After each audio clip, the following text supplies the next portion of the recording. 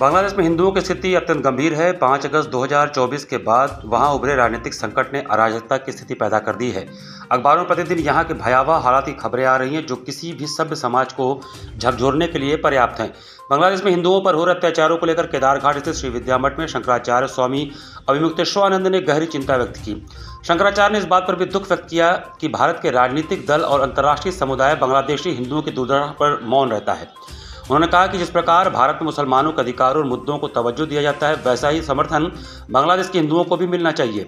शंकराचार्य से मिलने के लिए बांग्लादेश से 12 हिंदुओं का एक प्रतिनिधिमंडल आया। उनके साथ दिल्ली की विदुषी मधु भी थी, जिन्होंने पहले ही शंकराचार्य को हिंदुओं की व्यथा से अवगत कराया था। प्रतिनिधिमंडल ने शंकराचार्य से अपनी समस्याएं साझा की। उनकी शिकायतें अत्यंत दुखद थी। उनकी संपत्तियों की लूट, हत्या, आगजनी और उनकी बहन बेटियों पर होने वाले अत्याचारों ने उन्हें पूरी तरह से तोड़ दिया है।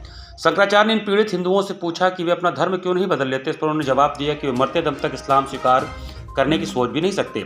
उनकी इस दृढ़ता ने शंकराचार्य को गहराई से प्रभावित किया। उन्होंने कहा कि इन हिंदुओं का साहस उन भारतीय हिंदुओं से कहीं अधिक है, जो थोड़े से लालच में अपना धर्म बदल लेते हैं।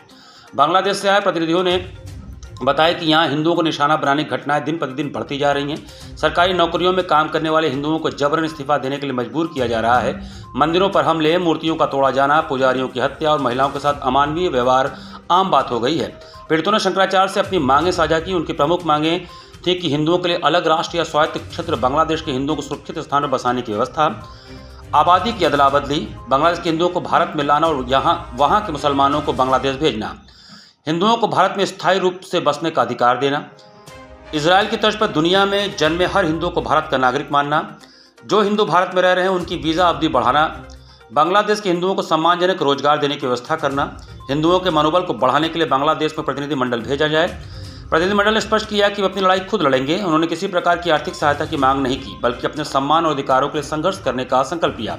यह गौरव और आत्मसम्मान का प्रतीक है, जो उनके दर्द को और अधिक मार्मिक बनाता है। धार्मिक मामला है, धार्मिक रहने दिया जाए, लेकिन हम धार्मिक लोग किसी भी दशा में अपने किसी भी मंदिर को जिसके ऊपर अत्याचार हुआ है उसको छोड़ने के लिए तैयार नहीं।